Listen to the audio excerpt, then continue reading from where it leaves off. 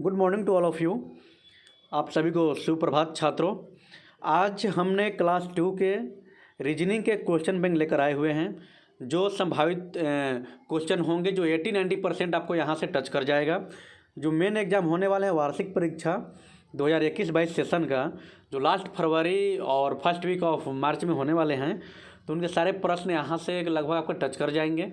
तो आप सब अपना पढ़ाई घर पे रह के जारी रखें और चैनल को सब्सक्राइब करके रखें और पर डे वीडियो देखते रहें। क्लास वाइज सब्जेक्ट वाइज हर वीडियो आपके पास पहुंचेगा।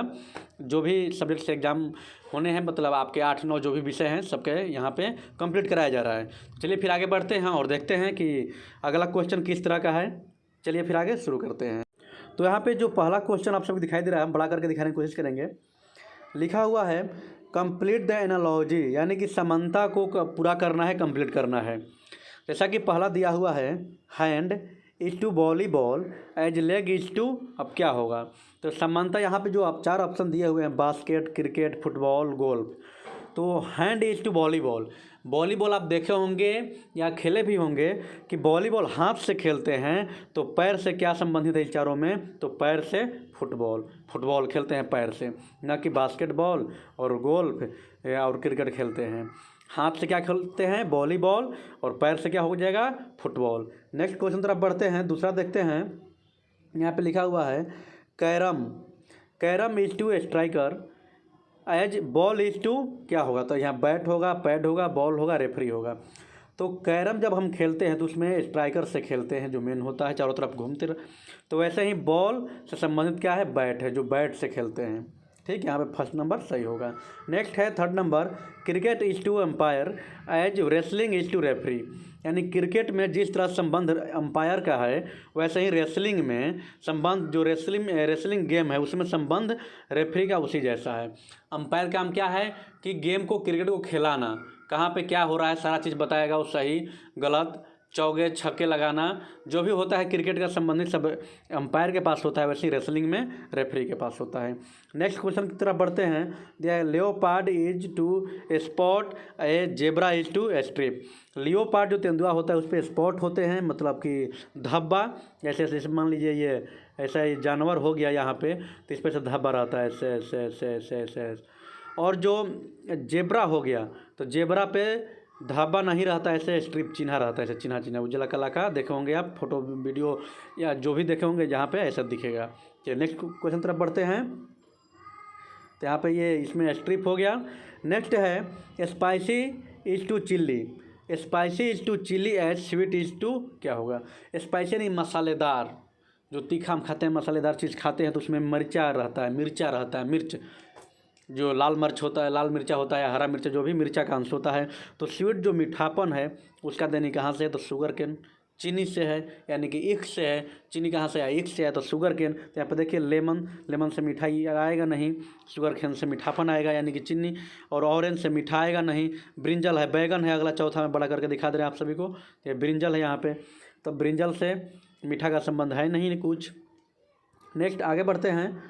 जो दिया है 5 नंबर है या 6 नंबर है, थोड़ा कट गया है, दिखाई नहीं दे रहा है, जो भी हो।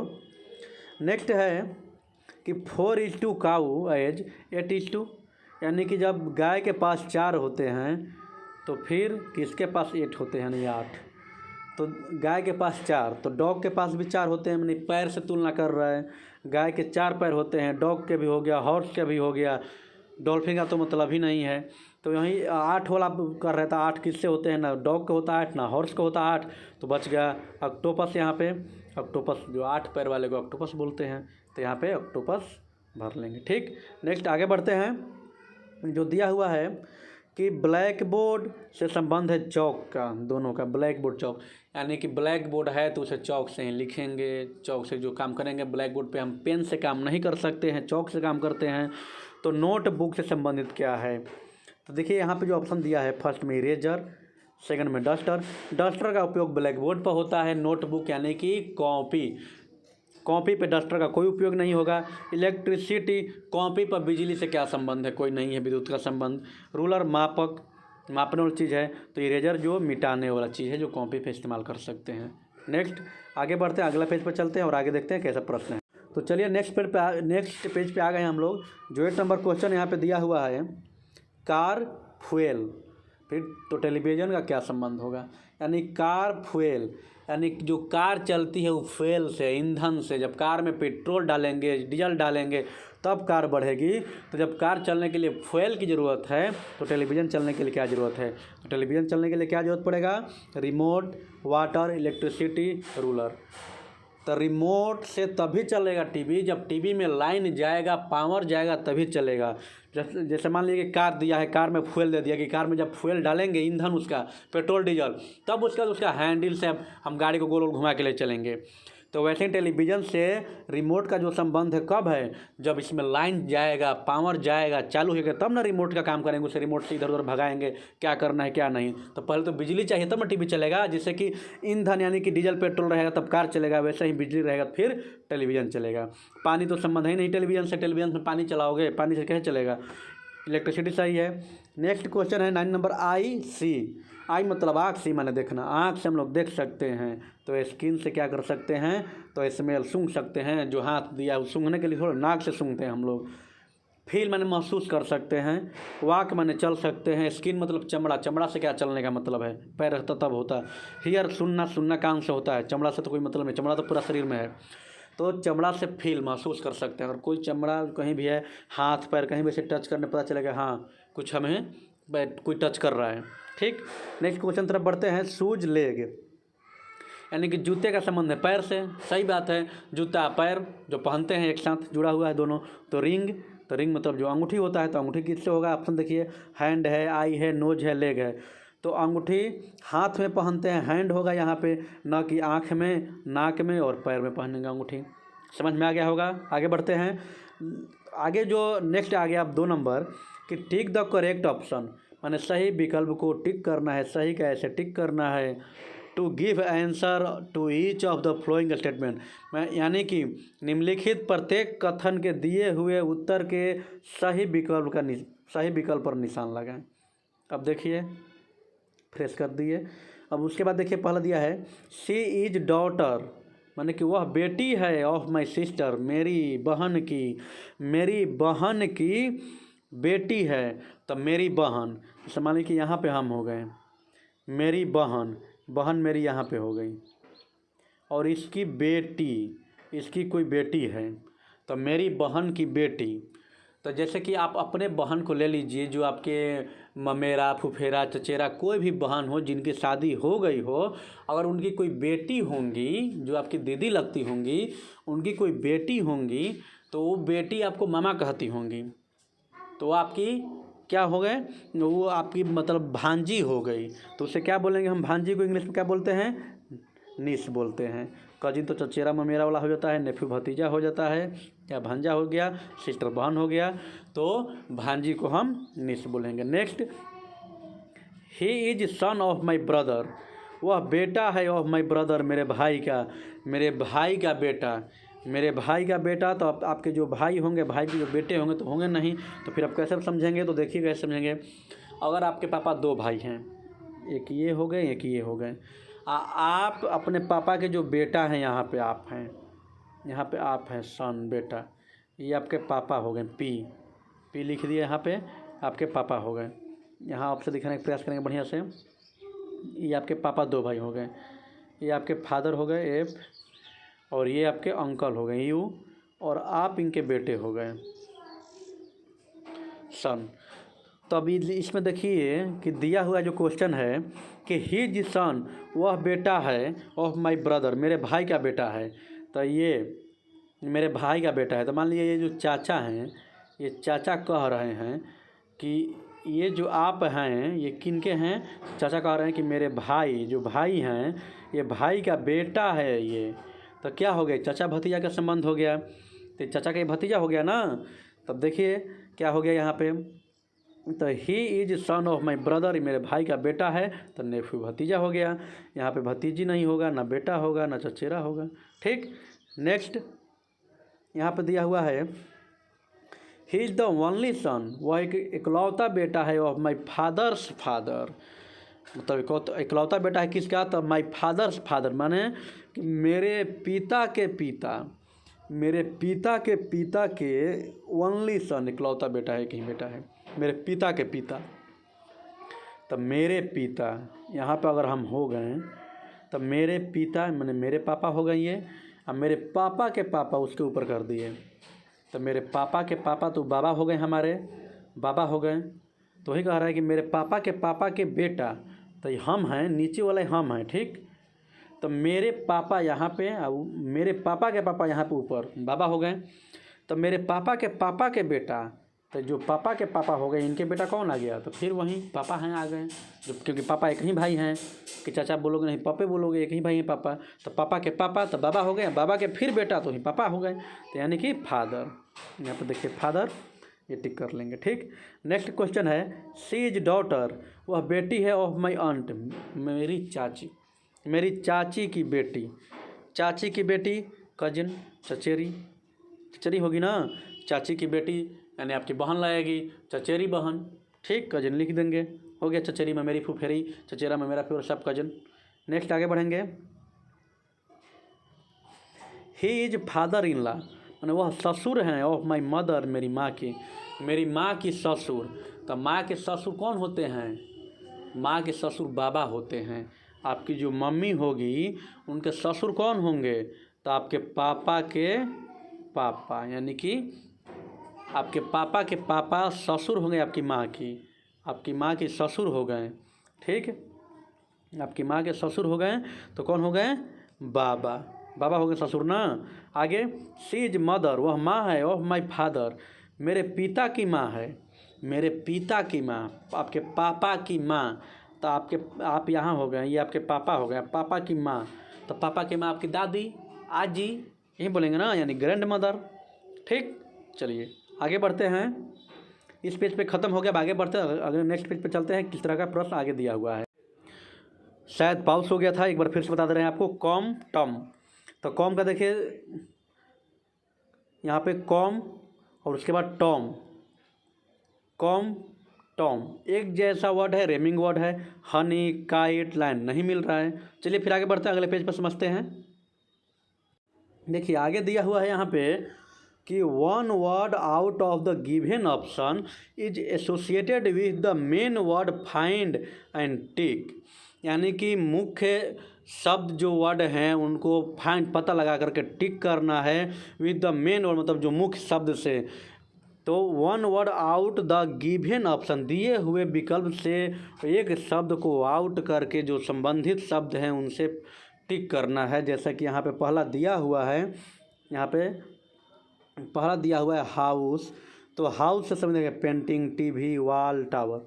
तो जो घर होते हैं तो घर से संबंधित वॉल दीवाल है, जो दीवालों से मिल करके घर बनता है, तो दीवाल इससे संबंधित है। ये वर्ड निकल जाएगा, आउट हो जाएगा यहाँ से। आगे टेस्ट है, तो टेस्ट मतलब कि स्वाद, तो स्वाद के लिए जीभ से ही पता चलता है कि स्वाद कैसा है, मीठा है, तीखा है, खट्टा है, किस तरह का स्वाद है वो जीभ से पता चलता है ना, कि टीथ से पता चलेगा, चम्मच से पता चलेगा, मीठा से पता चलेगा, स्पून और स्वीट से, इससे पता नहीं चलेगा, टेस्ट जीभ से पता चलता है। स्विमिंग यानी तैरना कहाँ, तो वाटर, पानी में ही तैरेंगे, ना कि गूगल या पूल या स्ट्रोक में। क्लिनिक कहाँ, किन के लिए संबंधित है, डॉक्टर के लिए, डॉक्टर क्लिनिक में रहते हैं, जहाँ हम लोग को सुई दवा किया जाता है, यानी कि इलाज किया जाता है, उसको क्लिनिक बोलते हैं। तो क्लिनिक में कौन रहेंगे, जो डॉक्टर होते हैं वो रहेंगे, चिकित्सक रहेंगे। तो ये क्लिनिक डॉक्टर के लिए होता है, ना कि मेडिसिन और एक्सरे या फार्मासिस्ट के लिए। क्लिनिक बोलते हैं जहाँ डॉक्टर बैठते हैं, उसको बोलते हैं। नेक्स्ट है कंप्यूटर का संबंध किससे, तो सीपीयू से है, क्योंकि कंप्यूटर सीपीयू के बिना अधूरा है, सीपीयू रहेगा तभी कंप्यूटर है। अब बाकी तो एक्सेसरीज हैं जो साइड वाले हैं, माउस, स्पीकर, प्रिंटर, ये नहीं रहेंगे उसके बाद भी कोई दिक्कत नहीं है, सब चलेगा, पर उसके बाद सीपीयू के बगैर नहीं चल सकता कंप्यूटर। आगे स्पेक्ट्रल यानी कि जो चश्मा पहनते हैं, तो चश्मा किसके लिए होता है, आँख, आई, नहीं कि लिप्स या ऑप्टिशियन, आई ड्रॉप मतलब आँख में जो दवा डालते हैं, तो आँख के लिए चश्मा।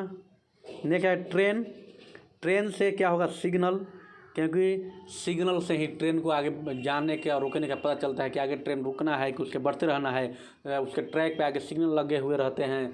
जिस क्षेत्र में जाएगी वहाँ पे सिग्नल उस एरिया में लगा रहता है ट्रैक के पास में, उससे पता चलता है कि हमें ग्रीन जल रहा है। उस स्टेशन को पार किया, वहाँ से ग्रीन जल रहा है, उसके आगे रोड में रास्ते में कहीं भी जहाँ गई है तो बढ़ते जाएगी, रेड हो जाएगा तो रुक जाएगी, और ट्रैक तो अपना रास्ता है।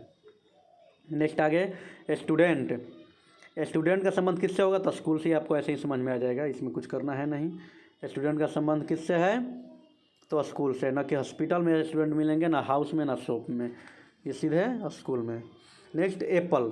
एप्पल से संबंध क्या है? फ्रूट, फल। एप्पल फल है, ना कि फूल है, ना वेजिटेबल है, ना इंसेक्ट कीड़ा मकोड़ा है। सीधा सिंपल क्वेश्चन था ये। आगे बुक। बुक मीन्स किताब होता है कि बुक से संबंध क्या है? Student, patient, doctor, Apple. तो बुक कौन पढ़ेंगे? पेशेंट, रोगी का क्या मतलब? रोगी तो इलाज कराएगा, अपना बीमार पड़ा हुआ है। डॉक्टरों का क्या मतलब? उसे तो पेशेंट से मतलब है। डॉक्टर पेशेंट एक जैसे संबंधित है। एप्पल गुस्सेप से क्या मतलब है? बुक से। तो बुक हो गया स्टूडेंट के लिए। यहाँ पे देखिए ये नंबर ऑप्शन है। चलिए आगे बढ़ते हैं। यहाँ पे देखेंगे, यहाँ पे समाप्त हो गया। नेक्स्ट पेज पे चलते हैं और वहाँ पे देखते हैं किस तरह के प्रश्न हैं। बहुत कम ही देर, मतलब कि बहुत कुछ ही मिनट में, 15 से मतलब 18 मिनट के लगभग आपका ये वीडियो समाप्त हो जाएगा। पिछला वीडियो आपका 40 से 41 मिनट का हो गया है। तो देखिए कम ही में हो गया, पर आपको ये है कि इसको बराबर दोबारा देखिएगा, तिबारा देखिए, ताकि आपको जो है ना बढ़िया से बैठ जाए, खूब अच्छी तरह से समझ में आ जाए। चलिए नेक्स्ट आगे बढ़ते हैं और देखते हैं, समझते हैं रीजनिंग का अगला question. Count and right the number of figure. यानी जो चित्र दिया है, चित्र की संख्या को हमें काउंट करना है, गिनना है और लिखना है। तो यहाँ पे जो फिगर बनाया हुआ है, इस फिगर में क्या करना है? Total number of triangle in the figure are.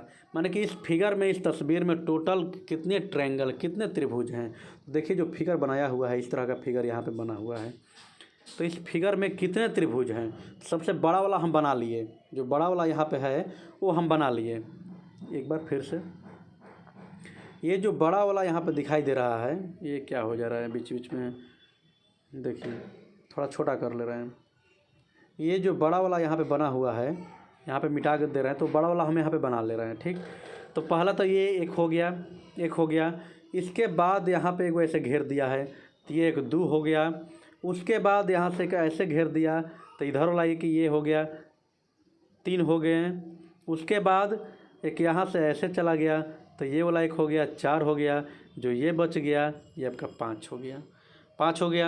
यहाँ पे 5 देखिए भरा हुआ है, सही। अगर समझ में नहीं आया होगा, फिर से पॉज करके बैक कर लीजिएगा, फिर से दोबारा समझिए। दोबारा दोहराने में समय ज़्यादा पार होगा, कोई ज़्यादा बेनिफिट वाला बात नहीं है, इसलिए आगे बढ़ते हैं। दोहराना आपको एक बार में समझा दिया, समझ में आ गया है। चलिए आगे नेक्स्ट देखेंगे और बढ़िया समझ में आ जाएगा। दोनों क्वेश्चन एक जैसा हुआ जैसा ही है। Total number of square in the figure are. मतलब इस तस्वीर में, इस चित्र में स्क्वायर की संख्या बताना है कितने हैं। जैसा कि यहाँ पे 5 लिखा भी हुआ है, पर समझेंगे पहले कैसे होगा। देखिए यहाँ पे जो बड़ा वाला वर्ग है, यहाँ पे जो बड़ा वाला, सबसे बड़ा वाला है, इसको पहले हम लिख ले रहे हैं, यहाँ पे बना ले रहे हैं। बड़ा वाला हो गया, तो ये पहले हमारा 1 हो गया।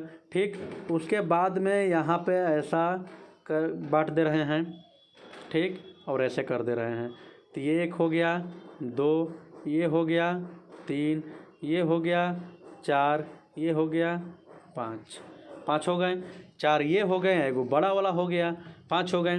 क्लियर। नेक्स्ट आगे बढ़ेंगे और यहाँ पर दिया है, थोड़ा बड़ा कर ले रहे हैं ताकि और फ्रेश हो जाए, फुल फिगर। नेक्स्ट आगे राइट द फिगर नेम, यानी इस सब तस्वीरों के नाम लिखना है। देखिए ऐसा जो फिगर है, इसको हम ट्रायंगल बोलते हैं, जो कि यहाँ पे लिखा हुआ है। और आगे जो ये फिगर दिया हुआ है, इसको हम स्क्वायर बोलते हैं। यहाँ पे मिटा करके ऐसे चौड़ा से घेर दे के बता दे रहे हैं, आप सबको समझ में बढ़िया से आ जाएगा। ये स्क्वायर हो गया, ये देखिए स्क्वायर। नेक्स्ट आगे जो ऐसे आयताकार बना हुआ है, इसे बोलते हैं, इंग्लिश में हम रेक्टेंगल बोलते हैं। क्या बोलते हैं? रेक्टेंगल बोलते हैं। ठीक, आगे जो गोला बना हुआ है, इस गोले को हम बोलते हैं क्या? तो सर्किल बोलते हैं। जो गोला है उसको हम सर्किल बोलते हैं। तो इतना ही वीडियो था। करीब 19:30 मिनट में समाप्त हो गया। उम्मीद है आप सभी को समझ में आ गया होगा, और जिनको समझ में नहीं आया होगा अपना कमेंट में ज़रूर बताइएगा कहाँ पे क्या समझ नहीं आया है। और उम्मीद है कि आप सबको वीडियो अच्छा लगा होगा। बहुत कम समय में आपको सारा चीज़ रीजनिंग का बता दिया गया। इस तरह के प्रश्न आपके एग्जाम में आएंगे, तो आप प्रैक्टिस करते रहिए, रोज़ वीडियो प्ले करके देखते रहिए। आप जिस क्लास का आ रहा है तो अपने दोस्तों के साथ, क्लासमेट के साथ, जो अगल बगल वाले हैं सबको शेयर करते रहिए। पढ़ाई अपना जारी रखिए, ध्यान जारी रखिए। चलिए फिर आगे मिलते हैं नेक्स्ट वीडियो में। तब तक के लिए धन्यवाद। आप सभी का दिन